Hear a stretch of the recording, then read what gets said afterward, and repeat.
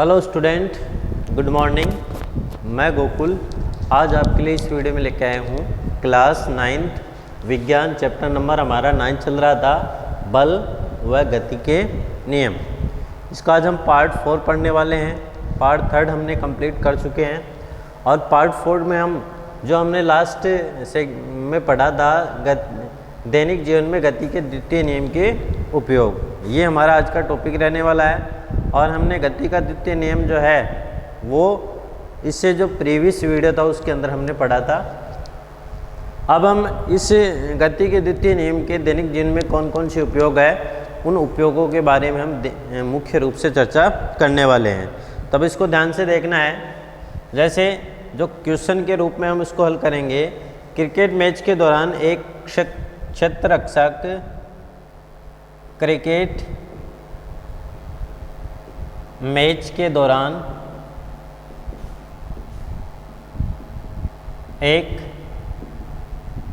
क्षेत्र रक्षक, ठीक है, जो क्षेत्र रक्षक होता है वो तेजी से आती हुई बॉल को पकड़ते समय, क्षेत्र रक्षक तेजी से आती हुई बॉल को पकड़ते समय, जब क्षेत्र रक्षक है क्रिकेट के मैदान में, जब बॉल आती है तो जो क्षेत्र रक्षक होता है, जो कीपर होता है, वो बॉल को पकड़ते समय हाथ को पीछे की ओर क्यों खींचता है? हाथ को पीछे की ओर क्यों खींचता है? इसके पीछे कारण क्या है?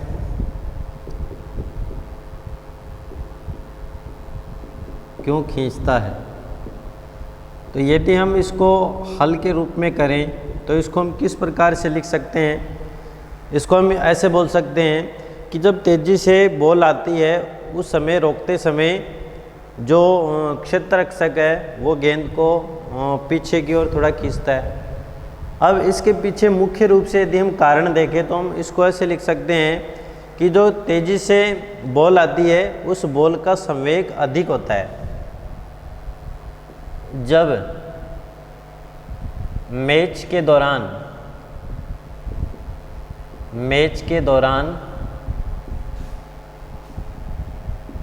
तेजी से गेंद आती है तो उस गेंद का संवेग अधिक होता है। और हमारा जो गति का द्वितीय नियम है वो नियम कौन सा नियम कहलाता है? संवेग संरक्षण का नियम कहलाता है। तो हम देखते हैं कि जब मैच के दौरान तेज़ी से गेंद आती है तो उस स्थिति में जो गेंद का संवेग है वो क्या होता है? अधिक होता है। और हाथ से पकड़कर बॉल को रोका जाता है, अर्थात बॉल का संवेग क्या किया जाता है? शून्य किया जाता है। और जब जो क्षेत्र रक्षक है वो हाथ से पकड़कर जब बॉल को रोकता है, हाथ से पकड़कर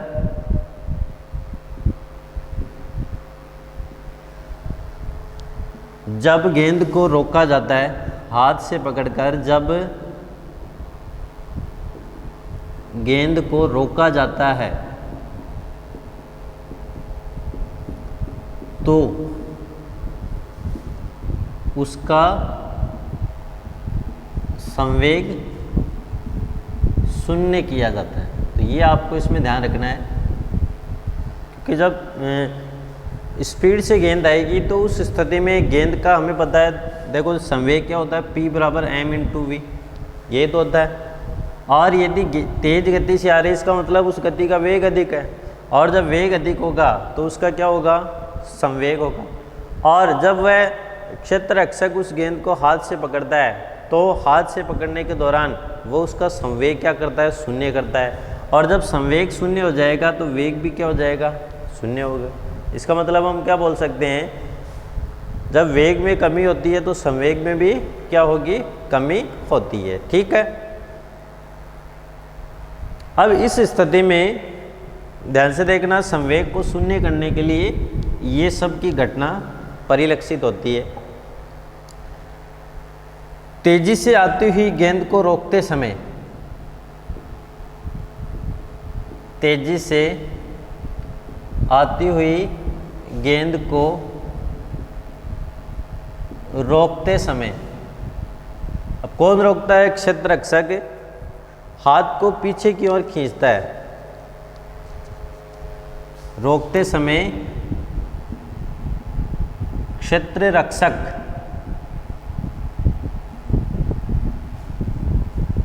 हाथ को पीछे की ओर खींचता है।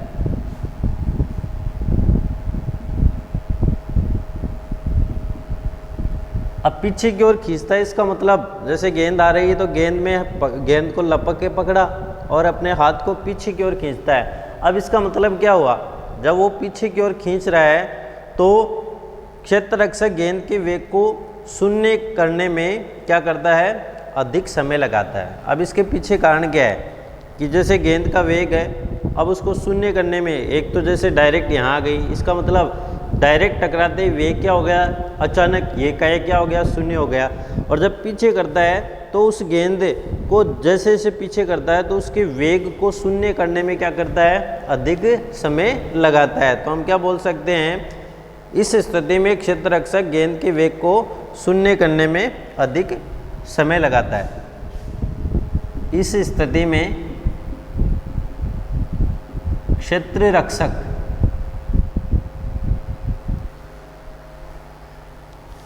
गेंद के वेग को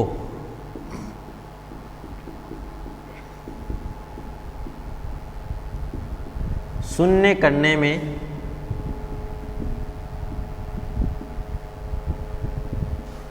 अधिक समय लगाता है। और गेंद का जब वेग वो शून्य करता है तो उस स्थिति में वो उसमें अधिक समय लगाता है। और अधिक समय इसलिए लगाता है कि यदि अचानक से वेग शून्य हो गया, इसका मतलब तुरंत ही वेग क्या हो गया? शून्य हो गया। तो इस स्थिति में जो क्षेत्ररक्षक है उसको चोट लग सकती है। और यदि वह वेग को धीरे धीरे शून्य करता है तो संवेग में परिवर्तन भी क्या होगा? धीरे धीरे क्या होगा? कम होगा। और जिससे वह दुर्घटना से या चोट लगने से क्या कर सकता है? बच सकता है। तो हम क्या बोल सकते हैं? गेंद के वेग को शून्य करने में अधिक समय लेता है। इसलिए हम क्या बोल सकते हैं? गेंद में संवेग परिवर्तन की दर भी क्या हो जाती है? कम हो जाती है। इसलिए गेंद में संवेग परिवर्तन की दर भी कम हो जाती है। ठीक है।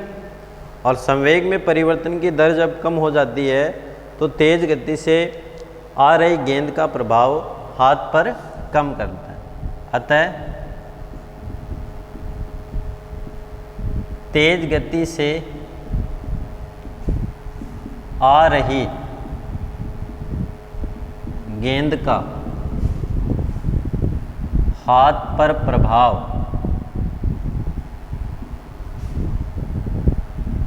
कम पड़ता है। तो ये आपको इसका मुख्य कारण है, वो ध्यान में रखना है। मैंने हर एक बातें आपको जो है वो उसके अंतर्गत बता दी है। तो फिर से इसको ध्यान से देखना। जब तेज़ गति से गेंद आती है, ठीक है, तो उस गेंद का वेग प्रारंभ में क्या होता है? अधिक होता है। ये तो बात है। जब तीव्र वेग से आ रही है तो वेग क्या होगा? अधिक होगा। और जब वेग अधिक होता है तो उस स्थिति में जो संवेग है तो संवेग भी क्या होगा? उस स्थिति में गेंद का संवेग भी क्या होता है?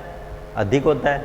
अब अधिक होगा तो वह हाथ से पकड़कर गेंद को थोड़ा पीछे की ओर करता है। इसके पीछे कारण क्या है? इसके पीछे यही कारण है कि वह उस गेंद के वेग को धीरे धीरे क्या करता है? कम करता है। ठीक है। अर्थात हम बोल सकते हैं गेंद के वेग को वो शून्य करने में अधिक समय लगाता है। और जब शून्य करने में अधिक समय लगाएगा तो उस स्थिति में संवेग में जो परिवर्तन की दर है वो भी क्या हो जाती है? कम हो जाती है। और इसलिए तेज गति से आ रही गेंद का हाथ पर प्रभाव क्या होता है, कम पड़ता है। अर्थात हम बोल सकते हैं हमें जो चोट है वो कम लगती है। तो ये आपको इसमें मुख्य बातें हैं वो ध्यान में रखने की आवश्यकता है। अब बात आती है यदि गेंद को अचानक रोका जाता है। अब उस स्थिति में क्या होगा, ध्यान से सुनना। जब गेंद को अचानक रोका जाता है तो वेग को बहुत कम करने में शून्य हो जाता है। तो तीव्र गति से आ रही गेंद का वेग बहुत कम समय में शून्य हो जाता है। तो तीव्र गति से आ रही गेंद का वेग बहुत कम समय में शून्य हो जाता है। तो ये तो जाहिर सी बात है कि जैसे अचानक से गेंद आई, यहाँ पे टकराई और हमने इसको पीछे नहीं किया, तो अचानक से टकराते ही उस गेंद का वेग क्या हो गया, बहुत कम समय में, यानी तीव्र गति से क्या हो गया, शून्य हो गया। और जब वेग शून्य हो जाता है तो संवेग में परिवर्तन की दर, तो संवेग में परिवर्तन की दर क्या हो जाएगी, अधिक होगी। और जब संवेग में परिवर्तन की दर अधिक होती है, ठीक है, तो केज को पकड़ने में अधिक बल लगाना पड़ता है। तो गेंद को क्षेत्र रक्षक द्वारा पकड़ने में अधिक बल लगाना पड़ता है। और जब वह अधिक बल लगाएगा, इसका मतलब अधिक बल लगता है तो जो खिलाड़ी है उसको चोट लगने की संभावना अधिक होती है, अर्थात उसको चोट लग जाती है। तो ये कुछ बातें इसमें हैं वो ध्यान में रखने की आवश्यकता है। और परीक्षा की दृष्टि से ये क्वेश्चन है वो पूछा जाता है, इम्पोर्टेंट क्वेश्चन बनता है, ठीक है। तो ये आपको इसमें ध्यान रखना है। सेकंड हम देखते हैं, ऊंची कूद वाले खिलाड़ियों को कुशन या बालू पर क्यों कूदना होता है। जो भी ऊंची कूद करते हैं उन खिलाड़ियों के लिए है, जो ऊंची कूद करने वाला खिलाड़ी है उन खिलाड़ियों को कुशन या जो बालू है उसके ऊपर वो क्यों कूदता है, इसके पीछे कारण क्या है। क्योंकि यही कारण है संवेग में जो परिवर्तन की दर, और यदि संवेग में परिवर्तन की दर में अधिक समय लग रहा है, ठीक है, या अचानक से संवेग में परिवर्तन हो जाता है, उस स्थिति में जो चोट लगने की संभावना अधिक होती है। तो ये आपको इसमें मुख्य बात ध्यान रखनी है। तो सेकंड हम देखते हैं, ऊंची कूद करने वाले खिलाड़ियों को ऊंची कूद करने वाले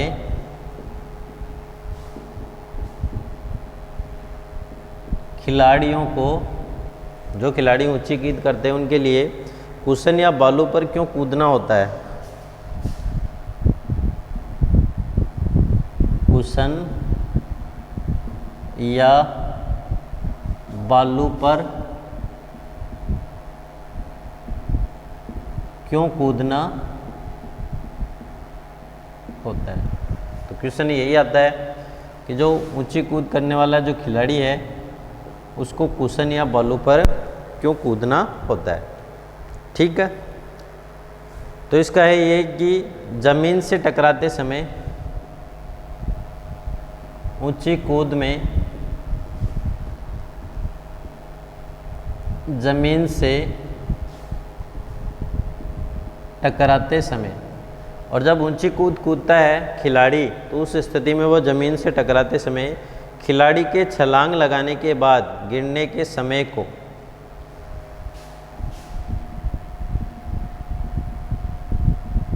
खिलाड़ी के छलांग लगाने के पश्चात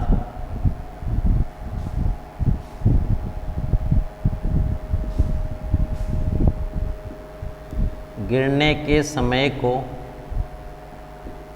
ठीक है, छलांग लगाता है, उसके पश्चात गिरने के समय को बढ़ाने के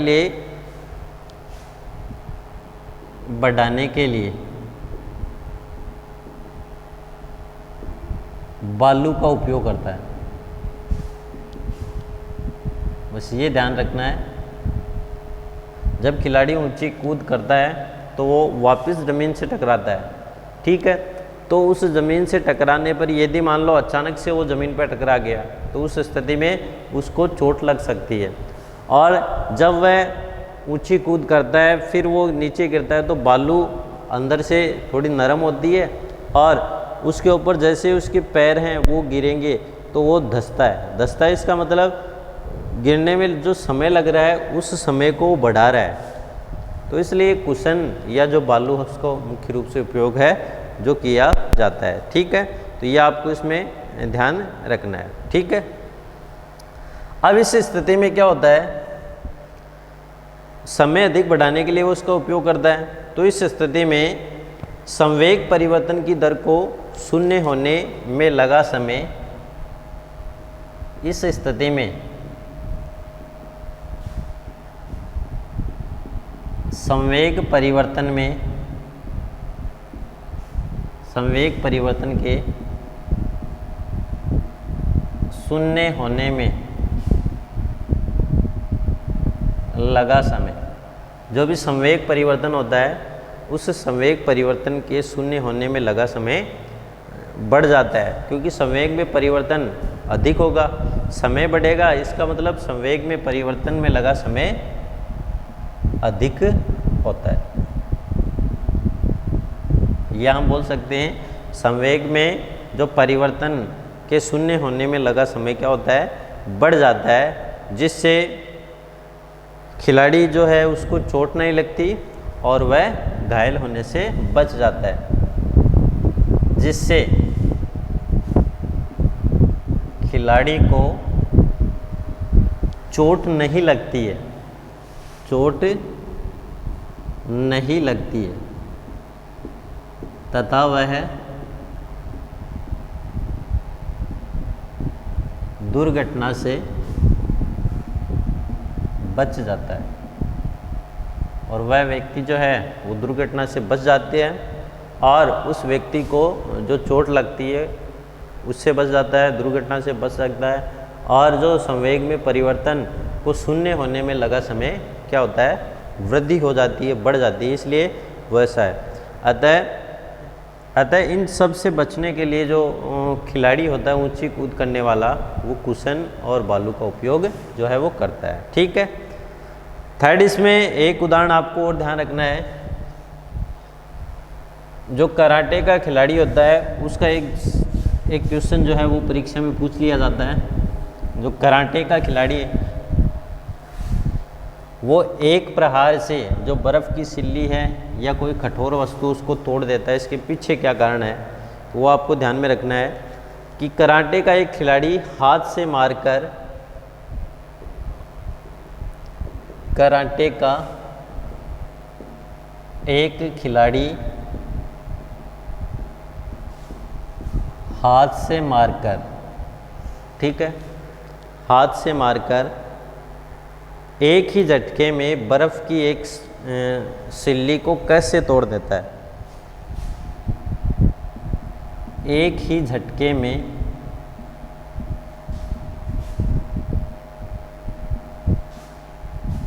बर्फ़ की सिल्ली को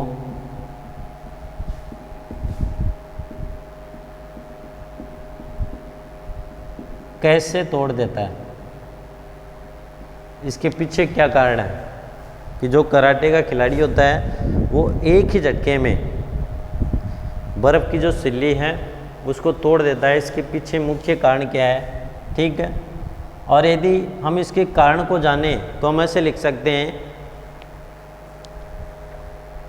कि कराटे का एक खिलाड़ी,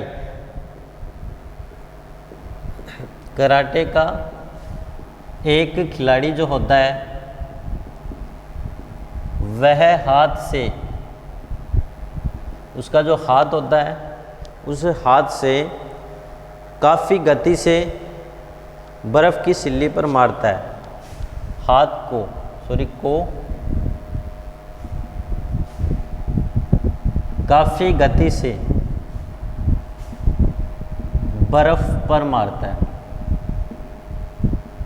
ठीक है, तीव्र गति से वो हाथ को किसके ऊपर मारता है? बर्फ के ऊपर मारता है। कौन? जो खिलाड़ी होता है उसकी हम बात करते हैं। ठीक है, और इस स्थिति में हाथ के संवेग में परिवर्तन की दर, ठीक है, अचानक से क्या हो जाती है? शून्य हो जाती है। तो हम क्या बोल सकते हैं कि बर्फ की सतह के कठोर होने के कारण हाथ में संवेग में परिवर्तन की दर, बर्फ की सतह कठोर होने के कारण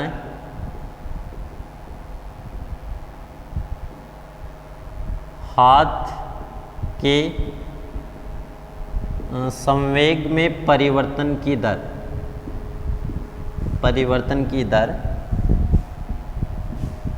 अचानक शून्य हो जाती है। ठीक है, और जैसे वो अचानक से मारता है तो संवेग में परिवर्तन की दर अचानक से शून्य होगी।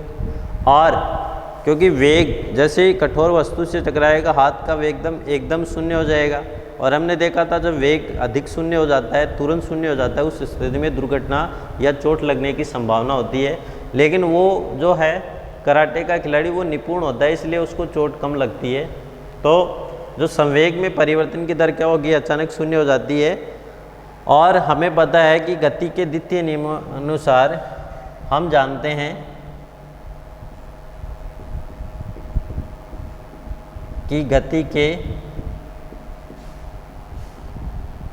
द्वितीय नियमानुसार, जो गति का सेकंड नियम है, उस नियम के अनुसार किसी वस्तु के संवेग में परिवर्तन की दर, किसी वस्तु के संवेग में परिवर्तन की दर उस वस्तु पर, किसी वस्तु के संवेग में परिवर्तन की दर उस वस्तु पर लगने वाले असंतुलित बल की दिशा में आरोपित बल, उस वस्तु पर लगने वाले असंतुलित बल की दिशा में, जो भी असंतुलित बल लगता है उस असंतुलित बल की दिशा में आरोपित बल के समानुपाती होता है। आरोपित बल के समानुपाती होता है। ठीक है, तो ये जो संवेग, या हम बोल सकते हैं गति का द्वितीय नियम, संवेग संरक्षण का नियम यही कहता है कि वस्तु के संवेग में जो परिवर्तन की दर होती है वो उस वस्तु पर लगने वाले असंतुलित बल की दिशा में आरोपित बल के समानुपाती होती है। ठीक है, अतः जो कराटे का खिलाड़ी है वो संवेग परिवर्तन की दर अचानक शून्य होने के कारण भी बर्फ़ की सिल्ली पर लगाता है और बर्फ़ की सिल्ली टूट जाती है। तो ध्यान रखना, ये गति का जो द्वितीय नियम है वो कहता है कि किसी वस्तु के संवेग में परिवर्तन की दर, अब इसमें देखो परिवर्तन की दर अचानक से शून्य हो जाती है, तो अचानक से शून्य हो जाती है, इसका मतलब उसके ऊपर लगने वाला जो असंतुलित बल की दिशा में आरोपित बल के समानुपाती होता है। तो बल लगता है उसके समानुपाती होता है, किसमें? संवेग में परिवर्तन की दर। तो संवेग में जो परिवर्तन होगा वो जो व्यक्ति जो है वो बर्फ़ की सिल्ली पर बल लगा रहा है उस बल के समानुपाती होता है, वो विपरीत दिशा में होता है। और दोनों, यदि ये परिवर्तन की दर शून्य होगी, देखो, तो जो आरोपित बल है वो भी क्या हो जाएगा? शून्य हो जाएगा। इसका मतलब जो सिल्ली है टूटने के पश्चात बल का मान क्या हो जाएगा? शून्य हो जाएगा। तो विपरीत दिशा में जो बल लगता है उसका मान शून्य होगा। किस नियम के अनुसार? जो संवेग संरक्षण के नियम के अनुसार। उस स्थिति में क्या होता है कि जो अचानक शून्य होने के कारण भी जो खिलाड़ी है वो क्या करता है? उससे बर्फ़ की सिल्ली को आसानी से तोड़ देता है। तो ये आपको ध्यान रखना है, ठीक है। अब उस स्थिति में वो हमने ये जाना कि द्वितीय नियमानुसार जो है वो सिल्ली आसानी से टूट जाती है। संवेग में परिवर्तन शून्य होने के उपरांत बल भी शून्य हो जाता है, जिससे जो व्यक्ति है वो घायल नहीं होता है। लेकिन जो कराटे का खिलाड़ी है वो हाथ के संवेग परिवर्तन की दर बर्फ़ की सिल्ली पर मारते समय बिना घायल हुए अचानक ही शून्य करने में माहिर होता है, ठीक है। इसलिए जो कराटे का खिलाड़ी है वो जो बर्फ़ की सिल्ली की तोड़ने के अभ्यास में वो निपुण होता है, और निपुण होने के कारण वह बर्फ़ की सिल्ली है उसको आसानी से तोड़ सकता है, ठीक है। तो ये आपको इसमें ध्यान रखना है। तो इस प्रकार जो है वो इस आज की इस वीडियो में हमने गति के द्वितीय नियम पर जो आधारित प्रयोग थे, जो उदाहरण थे, तो उन उदाहरणों के बारे में हमने इस वीडियो में जाना। तो हमारा जो अगला वीडियो रहेगा, तो इस वीडियो में हमने जो गणितीय गति के द्वितीय नियम के गणितीय सूत्र से जो गति का प्रथम नियम है उसका जो सूत्र है वो किस प्रकार से हम प्राप्त कर सकते हैं वो हम अगले वीडियो के अंतर्गत पढ़ेंगे।